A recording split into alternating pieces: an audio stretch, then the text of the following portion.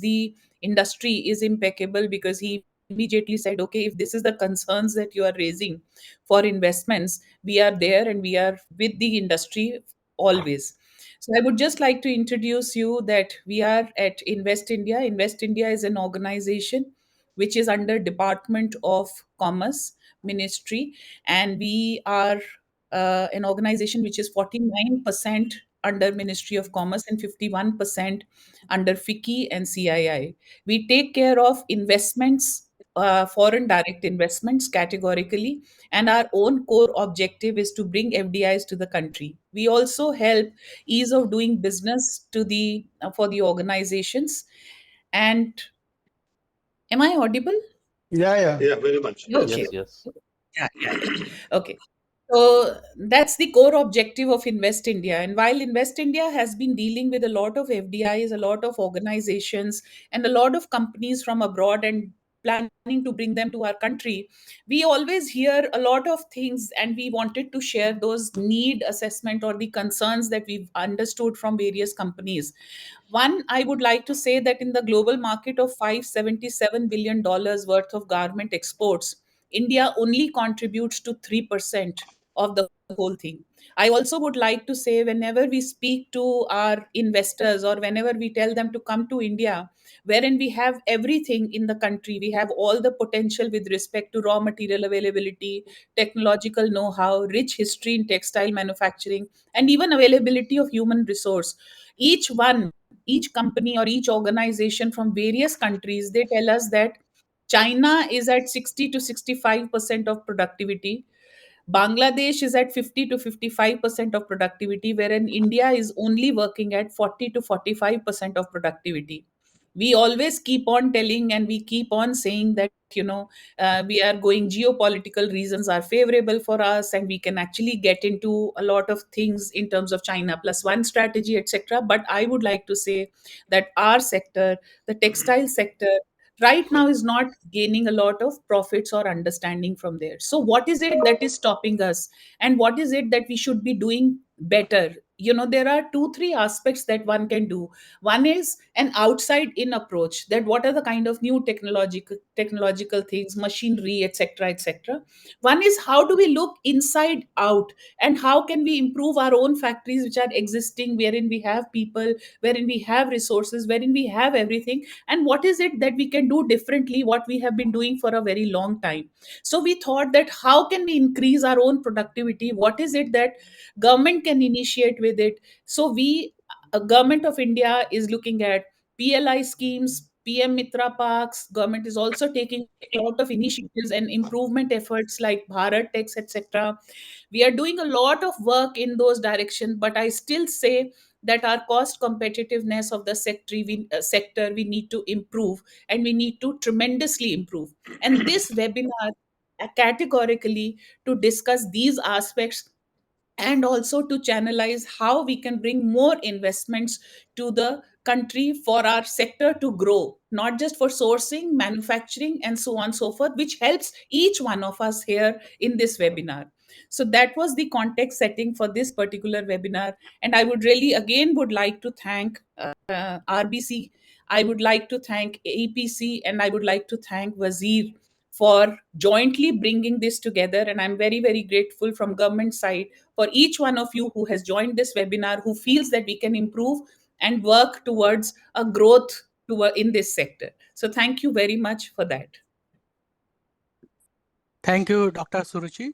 Now I request Shri Sudhir Sekhri, Chairman of Apparel Export Promotion Council, who is also a leading industrialist of this country, to deliver the keynote address. Over to you, sir. Yeah, thank you, Dr. Saurabh. Uh, First of all, ladies and gentlemen, I'd like to thank you all for being here today to discuss this very important subject. Uh, if I start on a good note, yes, we have had very substantial increase in exports in the month of October, year to year, month to month exports. However, I don't think that is enough to be very happy about it, because our total export over the last 4 5 years has been stagnated between $14.5 and $16.3 billion.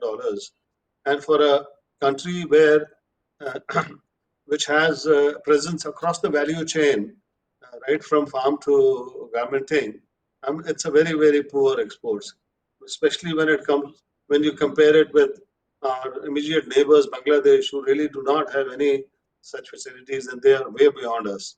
Uh, uh, but then one of the many issues that are ailing our industry and is really pulling us down is productivity. And so that is why today the subject that we are discussing is of paramount importance.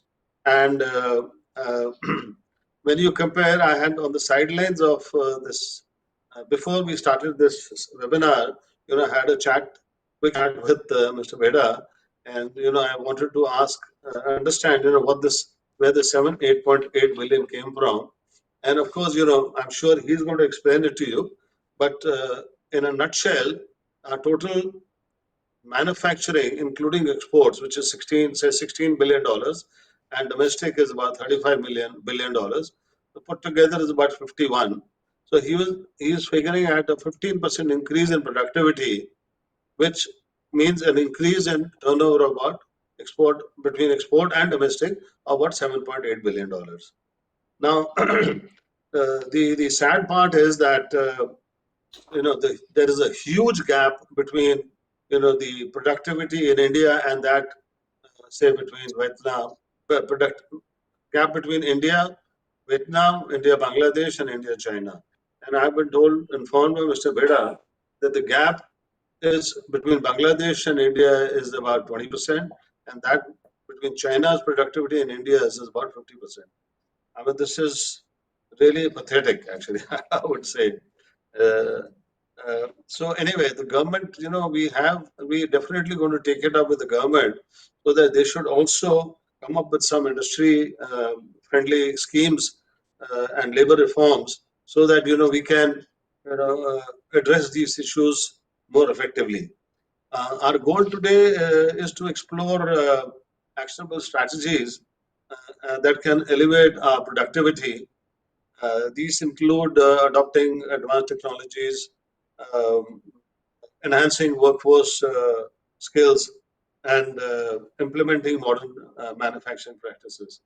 Uh, uh, I think AEPC is definitely will take the lead in as far as uh, this subject is concerned, and I am very happy and glad that Dr. Suruchi, brought up this issue, and now we are collaborating with Invest India, and also we have Mr. Rajesh Bheda, who's an expert in productivity, and he has written many articles on the same subject. And we also have Dr. Prashant Agarwal, who's again a past master in subjects like this. So I welcome both of you, and I now leave the floor to you guys. Thank you very much. Thank you, sir. Thank you very much. Now I request Shri Rajesh Bheda from Rajesh Bheda Consulting to start the presentation. Over to you, sir. Thank you very much. Is my screen visible? Yes. Okay. Screen is blank as of Mr. Bheda. Now? Yeah, now it is fine. Wonderful. So thank you very much for this excellent initiative. I must thank Invest India, Dr. Suruchi Mittar personally for her initiative and working with various stakeholders and also with AEPC to impress upon the need to have a webinar on this particular subject. Thank you very much, Sudhir ji. We have been interacting from time to time, but for joining hands so that we could spend some time discussing the opportunity at hand and how all the stakeholders can work together to unlock this improvement potential. So from that point of view, both AEPC and Invest India, once again, thank you very much. And again, thank you, Sudhirji, for giving that background and sharing where some of these numbers are coming from. So during last Bharat Techs, We'll do introduction about the organization a little later. During the last Bharat Techs, we had done research and done our estimation, and that is where we estimated that our exports are about 15 to 17 billion US dollars. Domestic manufacturing is about 35 billion US dollars. So both put together about 52 billion US dollars. And various researches and consulting experience of RBC clearly shows that within a year's time, about 15% productivity improvement is absolutely possible. As long as you work for it, it is not a very high target. It's not a pipe dream I'm talking about. And we'll talk about case studies in terms of how it can be done and the evidence that it has been done. And if we achieve that at a sector level, then it's an opportunity of producing about $7.8 billion worth of extra output for both exports and domestic put together. And that can be straight away, it can top up our revenues, which also means about 15 to 18% improvement in the current profitability. And you can see there's a star there. I might show some formulas where that profitability can be further improved. But we clearly see that kind of a profitability improvement opportunity exists.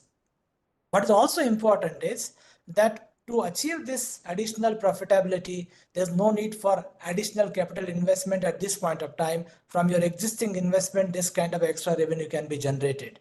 What is also important, and I was talking to a technical director of a large European retailer, and she was saying that my Asian team said that please add more factories. We want to increase imports from these countries. Please give me approval for adding more factories. And she said that first tap those 20-25% improvement potential available in the factories, because for which you don't have to have one more building.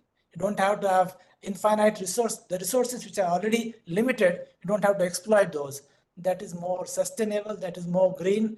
And through that, you'll be able to pay much better compensation to your workers also. So from that point of view also, the buyers also are keen that we first improve the capability of our existing investments.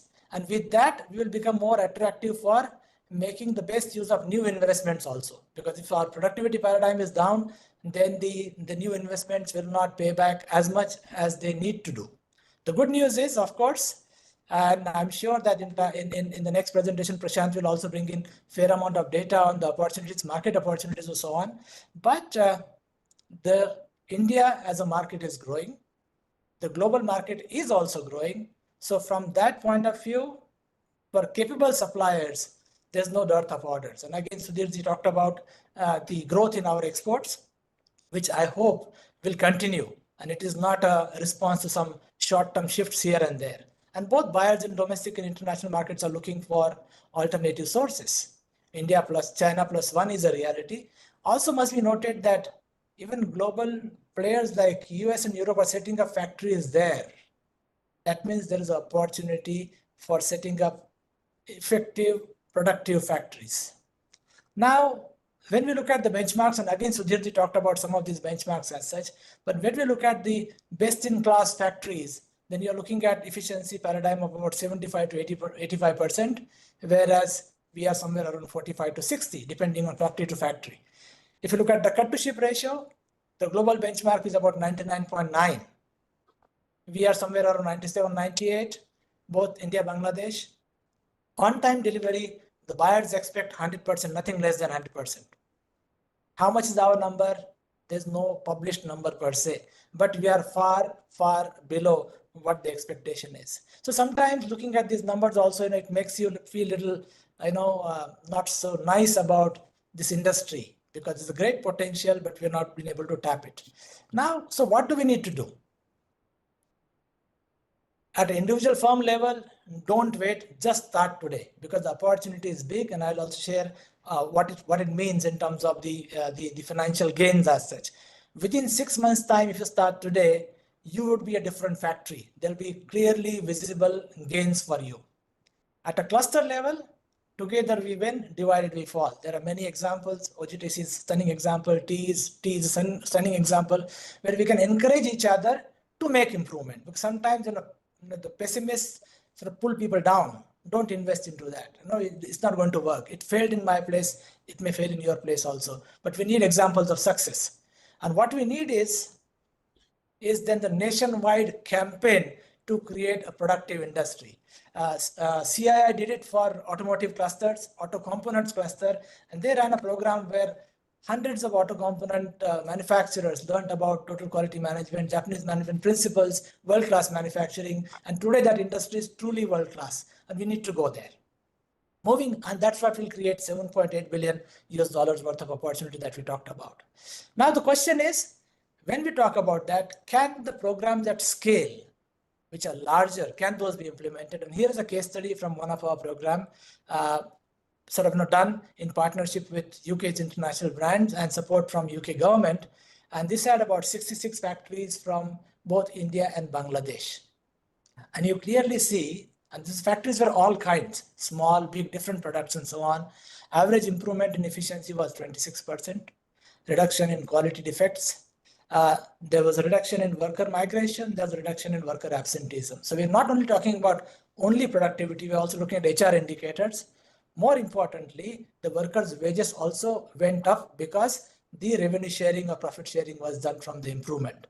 So, and again, even globally known top companies, manufacturing companies also benefited for this program. So it doesn't mean that only such programs are only for low-lying companies. Even the best can improve and best can gain from this. And we had some really big numbers there. The other project of our Sudoku involved 114 factories in Bangladesh. And it was implemented at scale. Huge improvements were recorded there. Moving further, so what makes the difference? Quickly, let's have a look at the factors affecting productivity. This is based on my productivity research. And these are simple factors which are in our hand. Training of operators, training of supervisors, how do you capture your production data, how good is your industrial engineering cell, how do you set your production standards, absenteeism, attrition, the level of your quality management systems, do you reward workers and managers for creative suggestions, is your payment system reward oriented, are you inducting people properly? If you look at all these things, these are about human systems.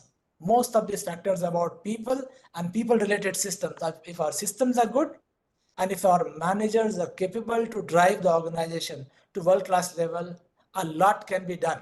A lot can be done without really capital-intensive investments. And after that, if you put in additional investments, the returns are going to be fantastic. Let's move further. So that was a large project case study, what I showed you.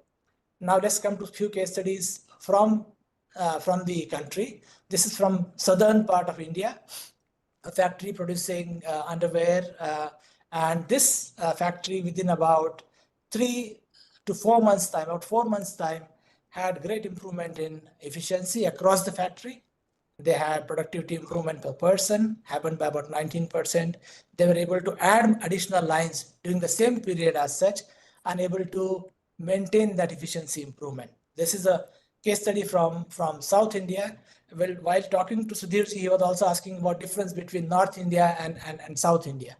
So we have a case study from a factory in NCR. And we also thought that let's get case studies from different departments. And here, apart from sewing, we also worked on finishing. And you see, there's a huge amount of reduction in the WIP in finishing, because typically finishing tends to have a lot of WIP and pieces get stuck there. Throughput time of finishing went down almost by 94% because the flow was maintained and the goods were now moving in a systematic fashion. There was a certain amount of workforce rationalization done there. And there's about 37% improvement in productivity of the finishing room. Generally, finishing gets neglected, and there's a fair amount of time and motion study happening in the sewing area, but that is an area of opportunity. Also, this is a case study from, again, an leading international company, re-engineering of their cutting room and with high-tech equipment. And in a very short time, they're spreading hourly spreading data or spreading productivity went up by 43%. Their cutting time per piece went down by about 21%. And there are other data in terms of changeover time reductions or spreading downtime. All these are matrices that are used in world-class manufacturing or lean manufacturing or operations excellence. And the idea is even some of the top rated companies also can improve, and they understand that there's scope for improvement, and they do take help of experts like us to unlock their potential, because every day otherwise you're losing money.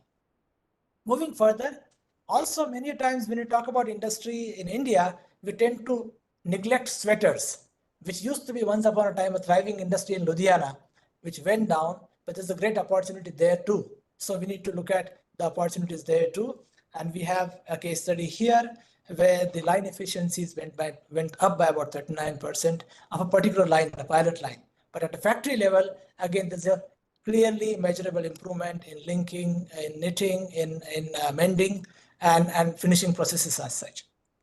So also, what is also important is skilling. There is a great emphasis by Government of India in investing into skilling programs. There are great schemes as such. I would like to share one untapped opportunity here. One is the skilling time can be drastically reduced with world-class training systems like RBC's Parasmani.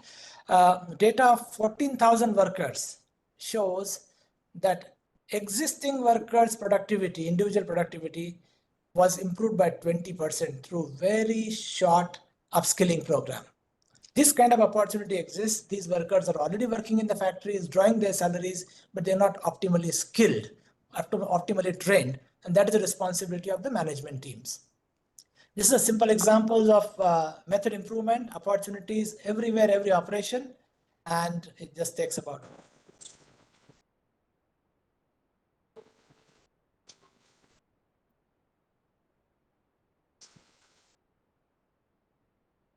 This operation takes about 11 seconds. It's using a workhead.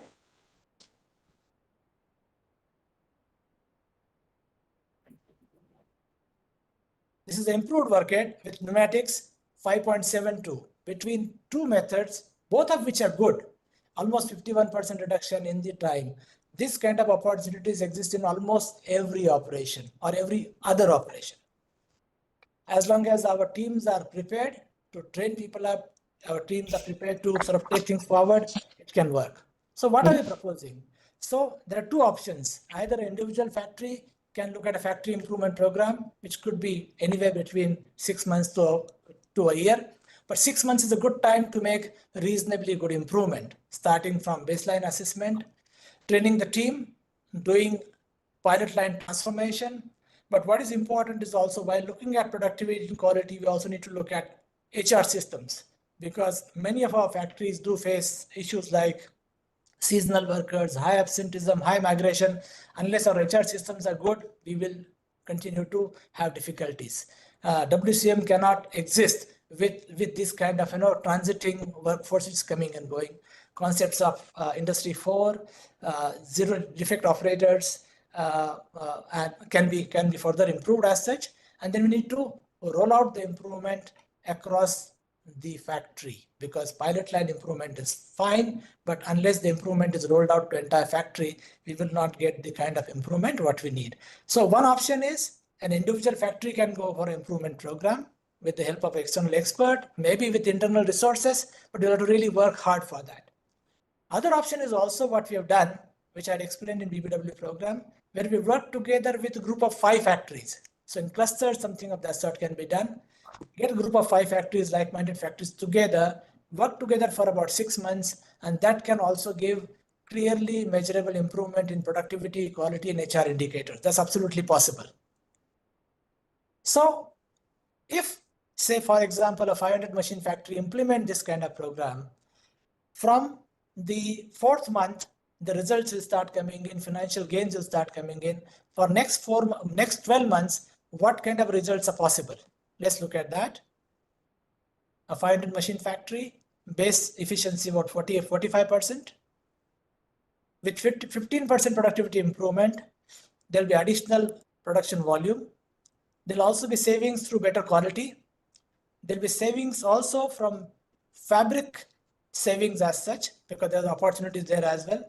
And as per our estimate, for a 500 machine factory, about 1.02 or a crore of return in additional savings is possible within about 12 months. Take out initial 4 months of implementation period. Next 12 months time, a 500 machine factory can easily gain 1 crore of savings from that project as such. I'm talking about a group project. You're looking at improvement in 2 lines, 15%.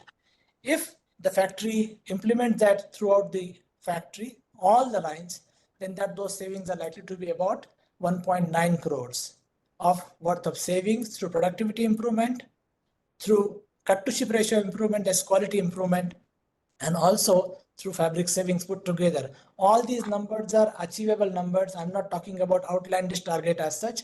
This can be achieved in a year, but you're not going to stop there.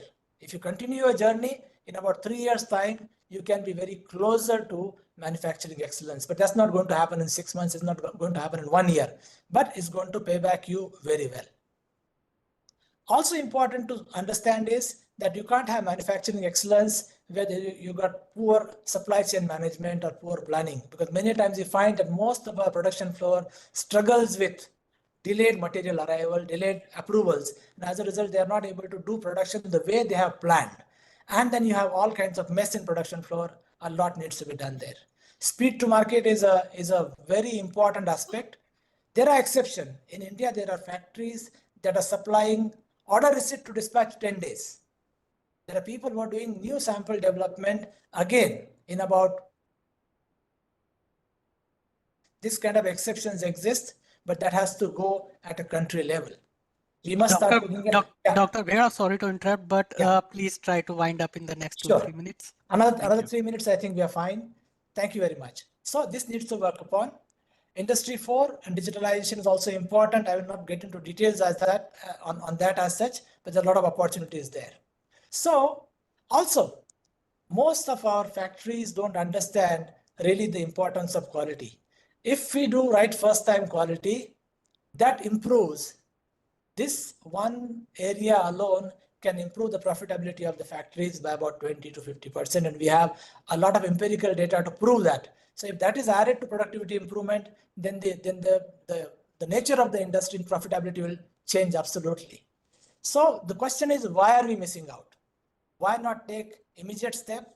And that's where I would really request AEPC, Invest India, all the other associations to work together to create a new future where maybe in coming 5 years, we work with 500 factories, really help them improve, become more productive, become more profitable. That is when we'll be able to take care of the people who are coming into this industry, so that we have more workforce wanting to come here, where our buyers also will be happy. And I'm sure with that kind of a productivity scenario, that kind of a competitiveness, more investors would like to spend or invest their money in India, because that's what would really make it an attractive industry per se. With that, thank you very much once again, AEPC. Thank you very much, Invest India, and all of you for joining. I'm really more than happy to listen to or answer any of your questions. Thank you, Dr. Bheda, and you have perfectly outlined, and this is how that's how we evolve while learning from the example of other industry as well as other companies and other countries. Now I request Mr. Prashant Agarwal, Joint Managing Director of Wazir Advisors. Sir, over to you. Yeah, just a second. So is my screen visible? Hello? Not yet. Not yet. Not yet. So I normally it takes time. So whenever.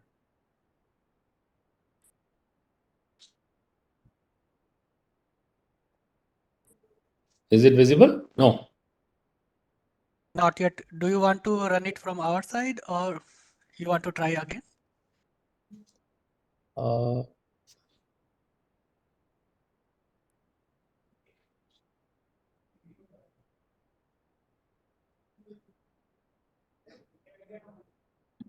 Hello हाँ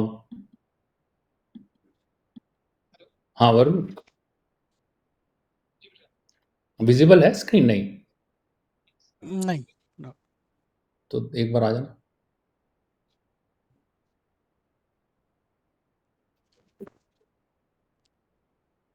Why it is so? There is this entire screen and share.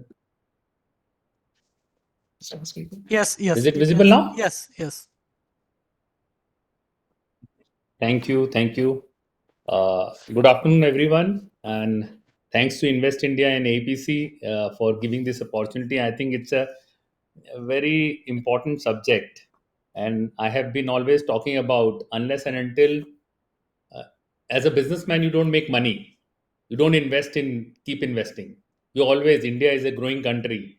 You always keep looking for opportunities which are better paying. So sometimes as a garment investor you will invest, oh, now I have surplus money, should I invest in real estate or in my factory or performance improvement?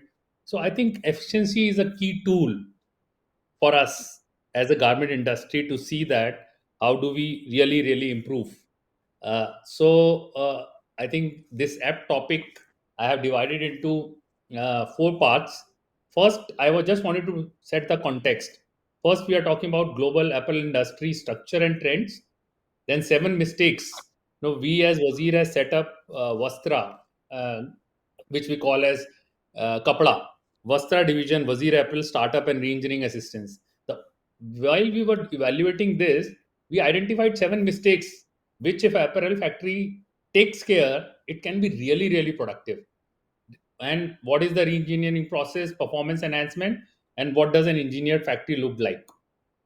So first, on a global trend, you would see that by 2023, this apparel export trade global is $508 billion, and by 2030, it is estimated it will be $715 billion. And who are the major players? China, Bangladesh, Vietnam, Italy, Turkey, France, and India. So when you talk about productivity, efficiency, even Italy and Turkey are ahead of us. But Asian countries have increased their trade share than Western ones. And this is, if you compare 2018 versus 2023, Bangladesh has moved from 39 billion to 45 billion, Vietnam from 32 to 40, Turkey from 15 to 18, Pakistan from 5 to 8, Mexico from 4 to 5, while India is kind of stuck between 15 to 17. It has actually, from 16 in 2018, has gone to 15. So I think we really need to introspect where we are lagging and what needs to be done. And so while thinking on that, I have put together all these competitive countries. What are the key strengths? What makes an apparel industry really efficient, productive, and profit making? The one is raw material availability, wages, value chain advantage, economies of scale, manufacturing. So I'm just dividing it down to different heads so that it becomes very clear what needs to be done as a country to really achieve our due, the position that we deserve. For example, in raw material, China again high, India is medium. So medium is also good enough. So I'm saying moving from 4% share to 6% to 10%, like you are not talking about 30% as of today. So this movement will take time. So even medium is fine. When we talk about wages, China has increased the wages. It's almost $800. India is around 180. So still we have, and India has good advantage in wages. So with almost 170 $180 vis-a-vis China's $800 is a huge difference. Only a country like Bangladesh, which can have a 10% wage advantage than us. So in wages, India is competitive. Value chain, China is high, India is medium. Economies of scale, China is high, there we are low. So this is where one gap is there. Definitely through PLI and PM Mitra schemes, we are trying to address, but this is one area that we need to address.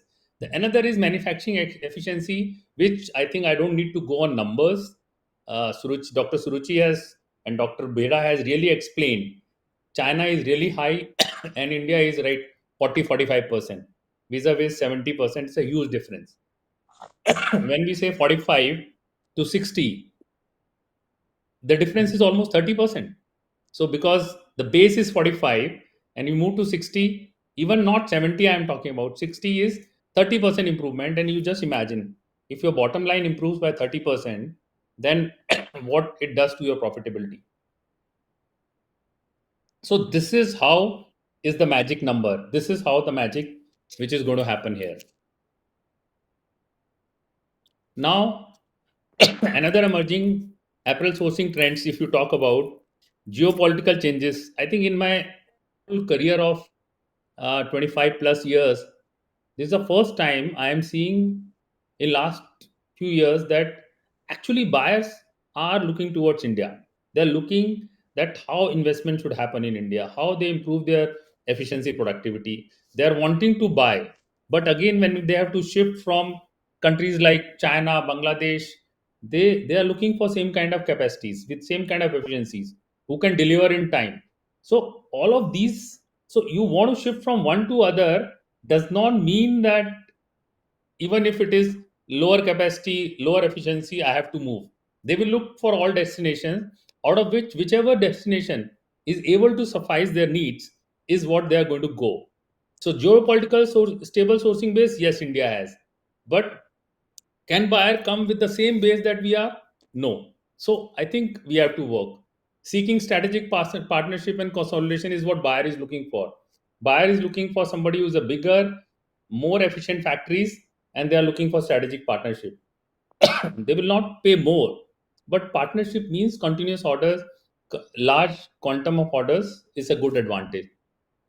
Sustainable and ethical sourcing. I think India can really leapfrog by implementing sustainability from that perspective, and near shoring or making it more efficient. I think this is where the game lies. So when we talk about common 7 common mistakes, I think these are the real mistake. And I tell you, the moment we talk textiles and garment with the same breath, that's a problem. Because when you talk about fiber, yarn, fabric, it's textiles. When you talk about garment, it's an industrial engineering factory. It's same like automobile and anywhere else. People might say the variables are more. See, fine, variables are more. You need to be more flexible. Like Bangladesh and China may have higher efficiency, the runs are really big. Indian runs are small. So I don't say we'll go to 75%, but 60% is 30% improvement. So I think the moment, I think this thought process, the moment we say no, fine, textile is there, we are using fabrics, but it's actually an industrial engineering factory. The moment you think like this, the whole of these 7 factors you start focusing on. Otherwise, your focus is okay, my fabric, where when it's going to come, what quality. That's not. Everybody is told. Everything is told to you already. So when we say flawed factory design and layout, fabric input, garment out, same day. This is the kind of layout and design which needs to be planned. Over and under investment in technology. People say, no, we have enough workforce. Why do we invest so much in technology? See, we have to make our factory efficient. Same factory, right investment in technology, and then you can have multiple factories. Then the people employed will improve. Your profitability will improve. And today, in many of the states, whether it's Gujarat, Jharkhand, Odisha, Madhya Pradesh, you are getting incentives within 5 years. Government is going to pay almost 1 to 1.5 times of overall investment of what you have made in the industry. The larger investment you make in automation, larger investment you make in work and methods, the more incentives that you are going to get. Wrong hiring, poor training. While if we invest in technology, if we say, okay, this is a garment factory, anybody can run, let me hire some of my relatives somewhere from outside, they will train. No, it's a people. So there are two things, people and process. That's it. When we really are talking about only two things, process, whether through automation, SOPs, or people, to really training, investment in training is not one time through Samarth or any other government schemes. It's a continuous process. When everything is involving, and when you know, when you have to run a garment factory like industrial engineering factory, you have to keep investing every month, every day. This is a continuous process. The best of people hired for training and you have to give them exposure to the best of the industry worldwide. I was with Brandix. They had sent at one go their whole 200 people team for 2 months training in Japan. So, and it's a continuous process. It never stops. So I think while you can put all tools, but if you are not training, the consistency is not there, you are not able to achieve what you want. Absence of information capture and communication. Today we are living in a world where we are talking about AI, digitalization, that every time, every moment, this moment, what's happening is captured like in a control room in a factory. You have the information, you act there and then, because whatever quality mistakes have passed, you can't just go back, and the correction reduces the efficiency and increasing the WIP too much. But if you use the right tools, I think you are there. Excessive working capital due to the all WIP is all here and there is all working capital. It's a money lying here and there. You are seeing in the form of fabric and garments, money lying here and there. And absence of underutilization or right utilization. That's what right utilization is, only through better training. I think if we focus on all seven of them, where does textile comes into this? All seven of them. So all seven, we are talking about industrial engineering, industrial engineering, industrial engineering. Really focus on people and process. And these are the four pillars of engineered factory: right organization, right technology, right infrastructure, right processes. So I am just trying to make it simple to understand. So it's not complicated when we say, oh, 30%, and anybody will say, I don't know whether any consultant will come and do a magic. I think what a consultant or anybody else, whether you do on your own, bring discipline. It's the most difficult thing to do. See, it's like something. Say, oh, we eat right, we do exercise, we all be healthy. So, how many people are able to do? I think this game of garment factory is as simple as this. You build organization, right organogram, effective recruitment, training, incentive planning. You have to incentivize, make them partners. People say, oh, people leave. How do I incentivize? See, people will leave, somebody else will come. And when you are incentivizing, others are not, will say, why don't you go to that factory? And slowly you see over a period of time, attrition level really goes down. If you have the right technology, if you have the right infrastructure, AI tools, your planning is good, your on time execution, quality at needle point, everything improves. And then SOPs are set. And even if somebody walks in a floor, oh, I'll do this, things change. I've seen in the factories where somebody says, okay, I do this improvement, so much money will be saved. He says, okay, fine, do the improvement, my technical team will approve it, SOPs will be changed, and then any improvement is going to happen. Nothing ad hoc. Everything is system. It's not completely, it's completely people and system driven. This is what we are talking about, four pillars of engineered factory. And Bheda ji also talked about, and these are just calculations off the cuff where we are talking about these mistakes, what I talked about. And I'm just talking about 250 machines factory, two 5.5 lakh pieces of production, and 2.5 crores of savings every year. Just simple calculations. Suppose you are making shirts, 12 pieces per day.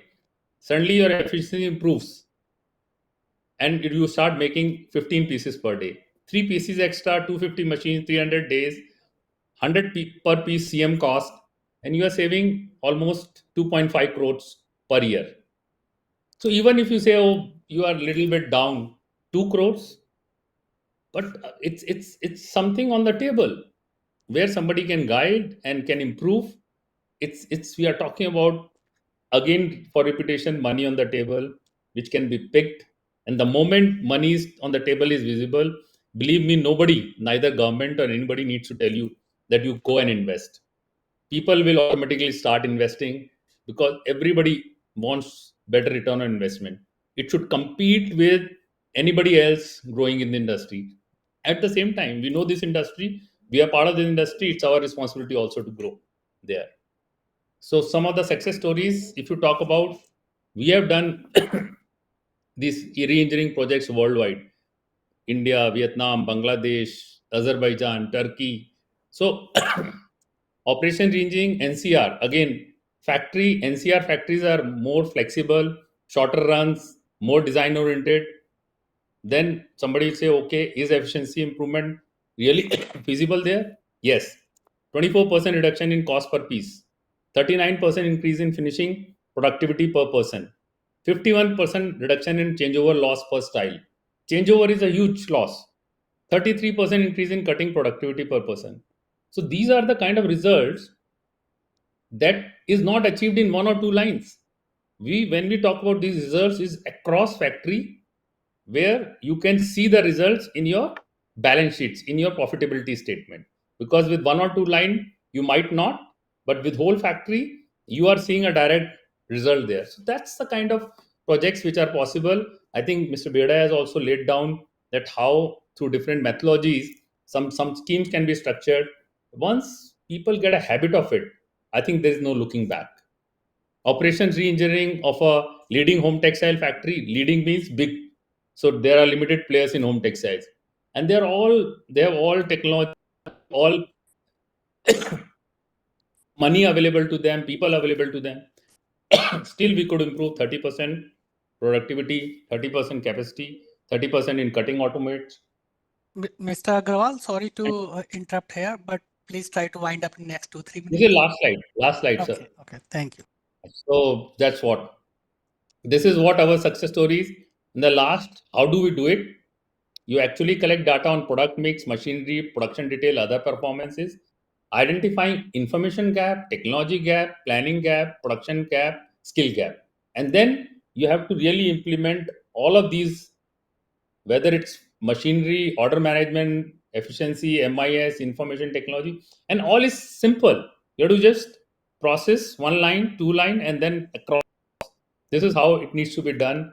So I'm just putting it simplistically. If you have determination, if anybody else can do it, I think we can do it. The only thought to be changed from an industrial engineering mindset to a textile mindset, I think we are done. Thank you.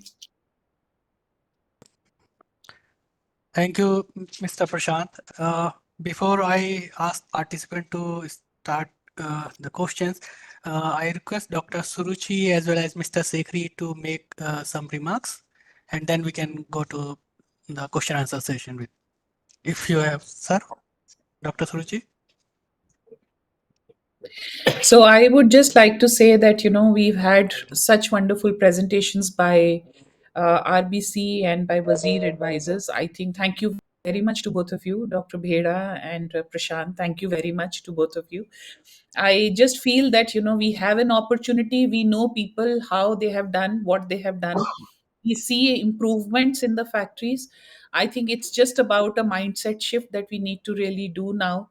And we also need to bring in, like how Dr. Bheda was saying, it has to be a country-wide agenda and a thing which needs to start like a campaign, which needs to aggressively start, that we improve on our productivity, so that the buyers understanding, the understanding of companies, the understanding of the complete ecosystem, with everyone who's internationally placed and who looks at India as an opportunity, should be from a perspective that yes, the country is getting ready for better productivity and better tools.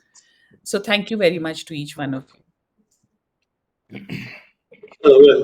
I would just like to add that, obviously the presentation made by both is very, very informative, and I'm sure all those who are attending this must have gained a lot of knowledge from this. But again, we have to carry the baton forward, and I think AEPC as an organization, which has almost 7,000 members, can take a lead in this. And in fact, this is one subject which has actually, I happen to be a mechanical engineer, and this happens to be a very subject which is very close to my heart. And I do remember in college when we used to do industrial engineering and work study and all that. And when I started off with my own business of engineering, this is something which was foremost in my all the things that I did. Well, unfortunately, we've not been able to implement it in our industry to the extent that we should have. And I'm sure with Mr. Bheda, people like Mr. Bheda and Mr. Prashant, uh, I think we need to really get together and start some pilot projects. And I just, Mr. Tony Uppal, who's a stalwart in our industry, and he's again very, I would say, very active in OGTC. He also has the interest of our industry in heart. And many a times we've had this chat that how do we take our country forward? I mean, he's also very passionate about this. So I think let us join hands and let this be a starting point, and let's not just be the first and last engagement. Let's continue from engaging on this, and even and let's start on a cluster-based approach. Let's take up pilot projects in some clusters, like I think Mr. Bhera has done it in Tirupur, perhaps. So we can probably start with Gurgaon or somewhere like that, where we have a lot of value-added production going on. So this is one, the least efficient. I was mentioning to Mr. Bheda that the most inefficient factories, if you find, I'm comparing north and south. Most of the inefficient factories are in the north. And there are various reasons for that. One, of course, is multiple products. The other is, of course, the efficiency of the workers and the mindset of the workers in the north. So these things that need to be, addressed very closely, and that is only when that's when we'll really be able to see any gains in this area.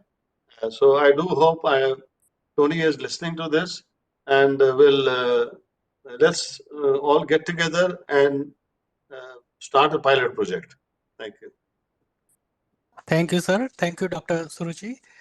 We have with us Shri Mithileshwar Thakur, Secretary General of AEPC. Sir, would you like to make some intervention?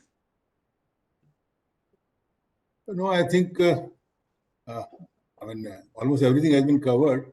See, productivity is an area. I think like Mr. Sekhri, I am also happen to be an engineer, and the subject is, of course, we are quite passionately involved in the subject.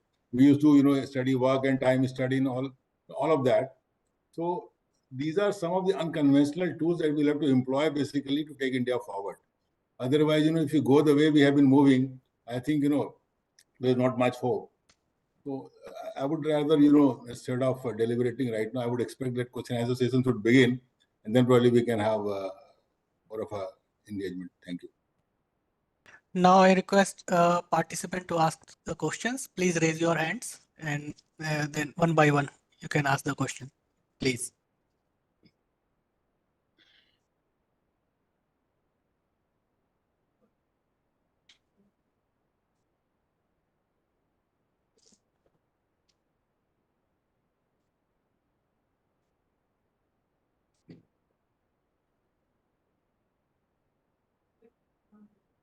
Good evening, everyone. This is Mona. I'm sorry my camera is not working properly right now. I'm not in a very good connectivity area.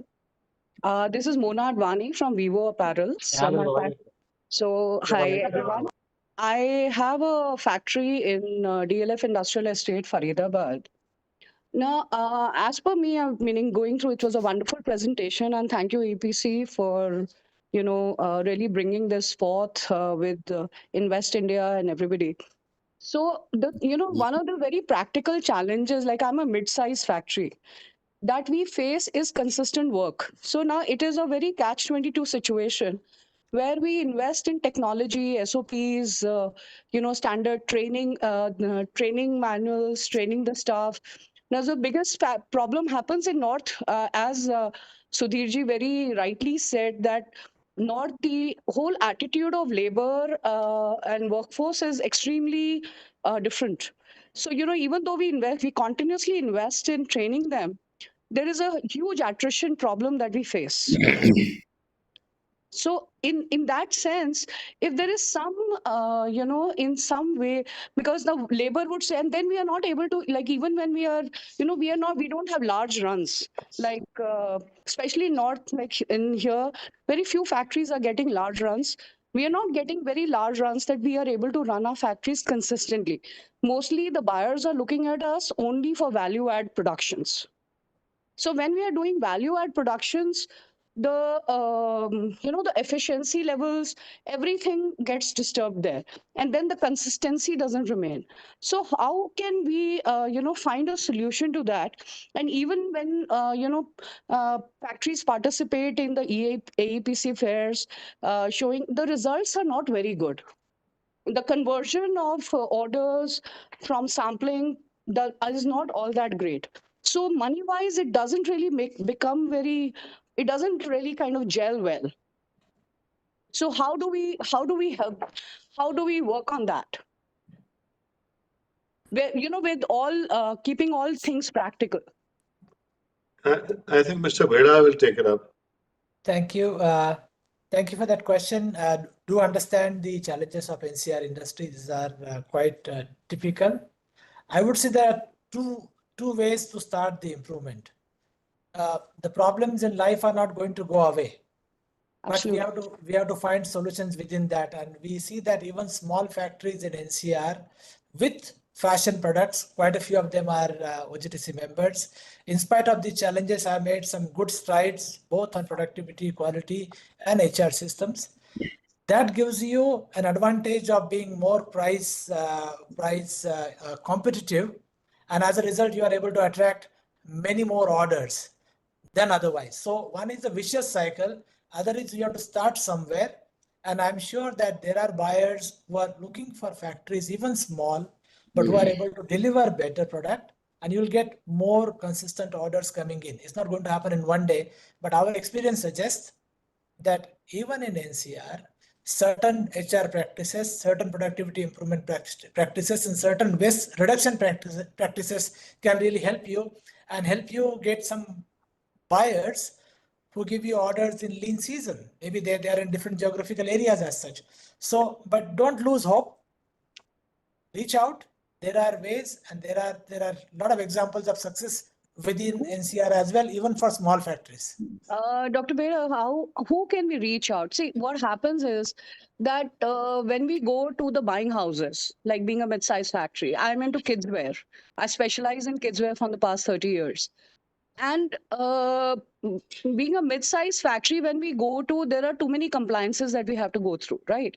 Now, when we input all those compliances in our factory, we don't remain profitable because we don't have the productions to. So it's like, pehle murgi ke pehle anda. So it's like, production nahi aata hai. Utna, we are not getting those many orders that those compliances become viable for us. And, the hierarchy of staff that we hire, the trainings that we provide, and so those things don't happen. Now when we go to buying houses for orders, or when we talk to buyers, they'll say, oh, if you go to big buyers, they'll say, oh, we need a minimum 500 machine factory, or we need a minimum so many.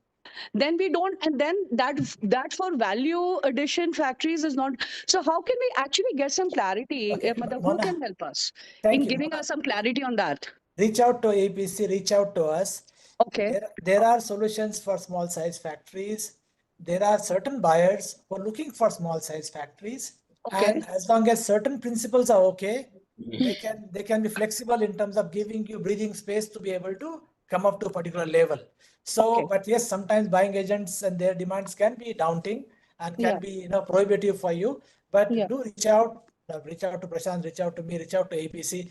I'm sure that there are ways and means in which we can share some ideas with you, and it can be, the discussion can be taken forward. I'll definitely reach out to APC and take your contact details and Prashantji's, and reach out to everyone. Thank you, Thank you so Mona ji. much. Thank you so much for your time. Mr. Bhaskar Paul Raj.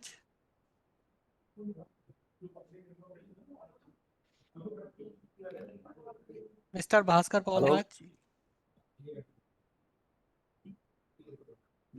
Can you hear me? Yes, please. Please go ahead.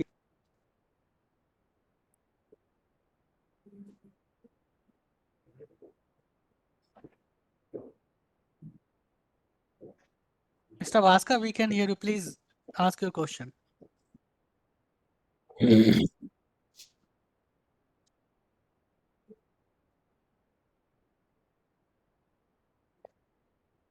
Looks like we have lost him, looks like. Yeah. Miss Aishwarya?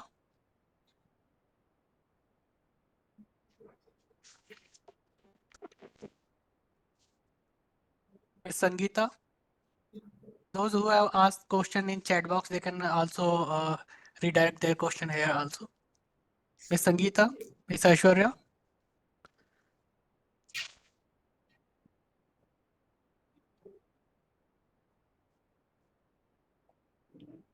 So there are a couple of questions from chat box which I am going to read here, if that is fine with the speaker.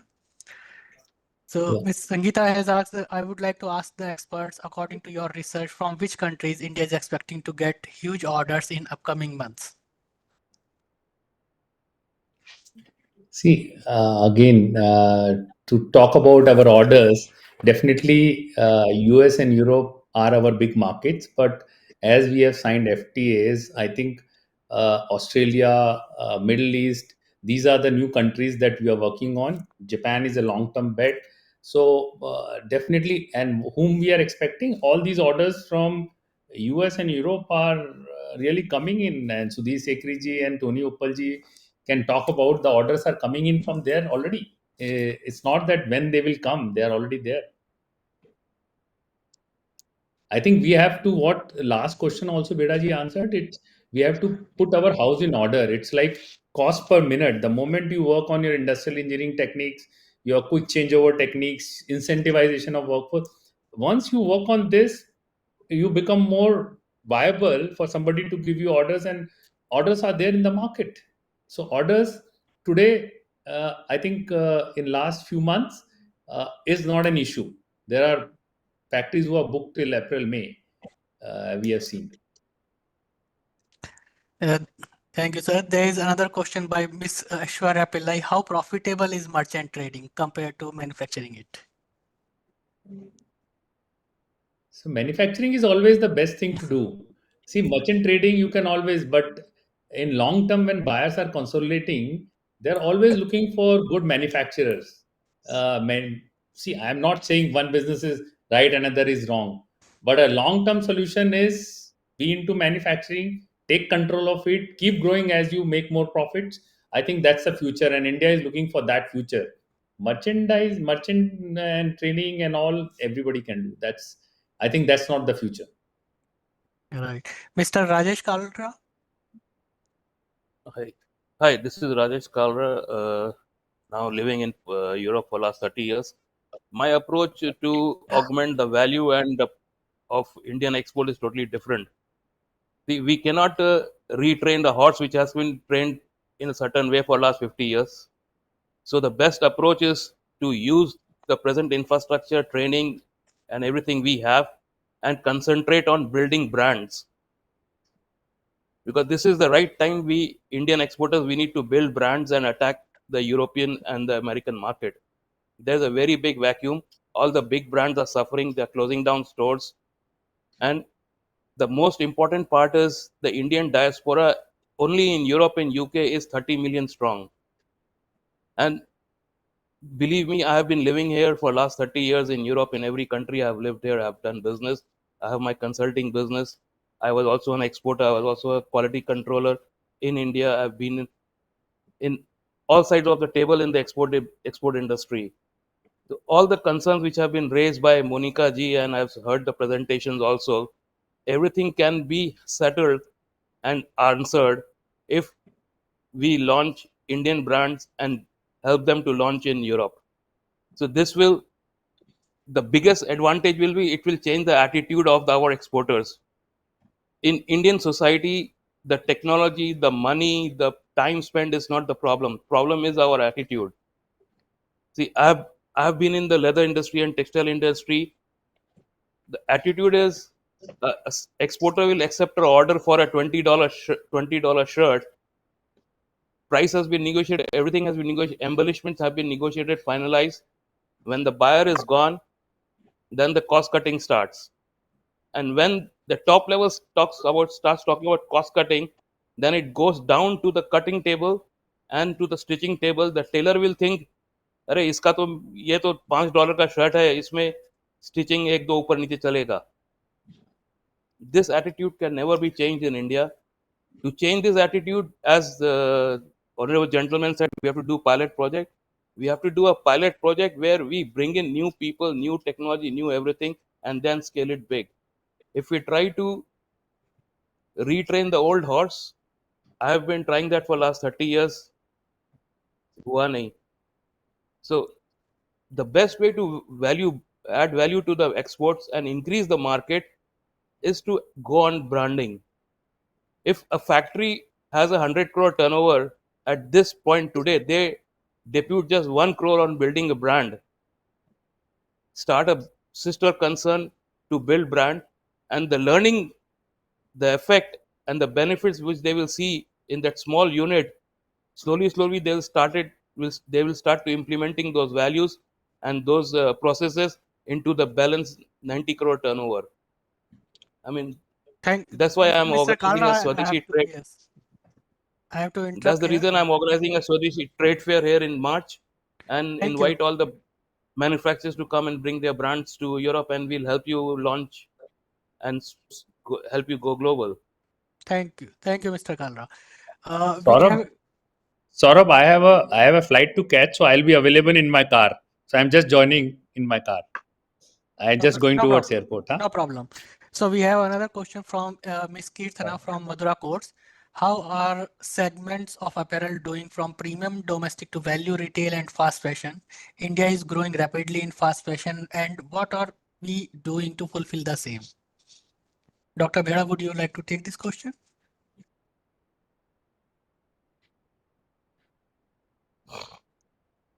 You're on mute, Mr. Bheda, you're on mute. Okay, I can read the question. How are the segments of apparel doing from premium domestic to value retail? Okay, yeah, it's growing rapidly in fast fashion. Okay, so if you look at the Indian garment exports, we have players working in different segments of the market. There are quite a few players who are working with the value retail, and there are people working in the higher end as well. Fast fashion or value retail is growing in India, and our volumes are increasing significantly. And there are companies which are setting up larger facilities to take care of value retail. Of course, if you have to cater to value retail, then you got to be really efficient to be able to meet their expectations, and at the end of the day also make money for your organization, and also being able to attract the workers to come in your factory. So both the business models are different. If you're a value-added manufacturer, your manufacturing system is going to be catering to the flexibility and the speed. If you are working with the fast fashion, then of course you're going to again look at speed, but at a high volume and cost efficiency, so that you are able to meet their needs and be profitable at the end of the day, because that's why we are in business. Wise. I hope that answers your question. Thank you, Dr. Bheda. We are overshooting the time. Now I request speakers to give a final remark, then we will go to the vote of thanks. Thank you. If I can take that. So my concluding remarks is, for quite some time, we have empirical evidence that there's a huge improvement opportunity in terms of productivity, which is lying untapped. It is time for the industry together, and AEPC is in best position to do so, to really take this nationwide campaign to encourage each other to start productivity improvement initiatives. And we are absolutely committed to work with all the stakeholders to ensure that this message goes across the factory, regardless of a small factory, large factory, medium-sized factory, regardless you are a women's wear manufacturer, men's wear manufacturer, basic product manufacturer. Improvement opportunity is there for everybody, including companies like Brandix are going for these kind of programs. And let us not wait. Let us not demoralize each other with negative stories, but really take the baton forward. We have worked, fortunately, in about 21 countries across the globe, with 500 plus organizations supported. A lot of our work is outside India, and we would like to really help Indian companies and Indian industry to achieve that untapped potential, where the profitability can be guaranteed and we can create a sustainable, attractive, competitive industry which is also quite attractive for foreign investment. Thank you very much. And again, thank you very much, Sudhirji and Invest India, Dr. Suruchi. Thank you. Yeah, Mr. Prashant? the only thing I'd like to say here is Prashant is there? Yeah, Prashant here. Yeah, Prashant, go ahead. Yeah. Hi. So this is regarding? I didn't hear the question. I was like. Any concluding, concluding remarks? Concluding remarks. I think, as I said, while we can talk about a lot of things, the only point when we run garment factories to change our approach. Just start thinking yourself as an industrial engineering factory. World will change for you.